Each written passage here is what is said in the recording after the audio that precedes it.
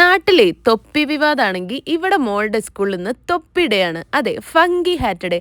അപ്പോൾ ഇന്ന് നമുക്ക് ഒരുപാട് വെറൈറ്റി തൊപ്പികളിട്ട നല്ല തൊപ്പി കുട്ടികളെ കണ്ടാലോ? ഈ KG സെക്ഷനിൽ മക്കൾ പഠിക്കുമ്പോഴേ നമ്മളെ കഴിവൊക്കെ അങ്ങോട്ട് പുറത്തെടുക്കാൻ പറ്റും.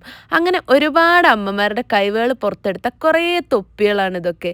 എന്താ ഭംഗിയല്ലേ! കുട്ടികളൊക്കെ അത് വെച്ചിട്ട് നല്ല ഇൻട്രസ്റ്റിലാണ്. ദയവന്റെ തൊപ്പി കണ്ടില്ലേ? എനിക്കിത് കണ്ടിട്ട് വക്ക വക്ക സോങ് ആണ് ഓർമ്മ വരുന്നത്. എന്തായാലും സംഭവം അടിപൊളിയാണ്.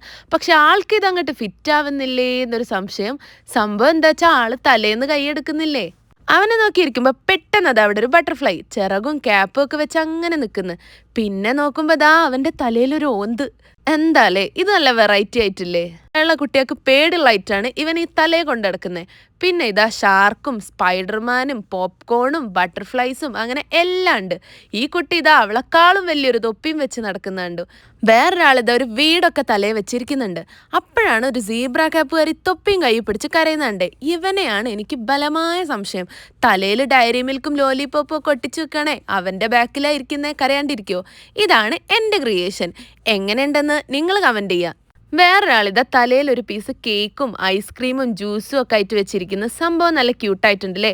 ഞാനൊരു പീസ് തരുമെന്ന് ചോദിച്ചു, മറുപടി ഒന്നും പറഞ്ഞില്ല. നമ്മുടെ സ്പൈഡർമാൻ തൊപ്പിക്കാരൻ തൊപ്പിക്കുള്ളിൽ തലയും വെച്ച് കിടന്നിട്ടുണ്ട്.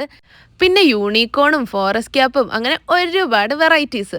ഇങ്ങനെ ഇവരിത് നോക്കി പോകുമ്പോഴാണ് ഇതാ ഒരുത്തന് ഇതാ ഇവിടെ പോപ്കോണൊക്കെ ഒറിജിനൽ പോപ്കോണൊക്കെ ഒട്ടിച്ച് വന്നിട്ടുണ്ട്.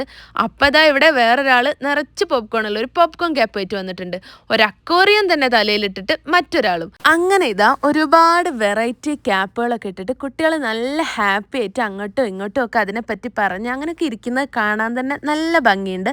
അപ്പോൾ ഈ ഫങ്കി ഹാറ്റ് ഡേയിൽ നിങ്ങൾക്ക് ഇഷ്ടമായ ഫങ്കി ഹാറ്റ് ഏതാണെന്ന് കമൻറ്റ് ചെയ്യുക. അപ്പോൾ ഒരു കേക്കും കഴിച്ച് ഞാൻ സ്ഥലം വിടുകയാണ്. അടുത്ത വീഡിയോ കാണും വരെ ബൈ ഫ്രം ബ്രഞ്ച് ടോക്സ്.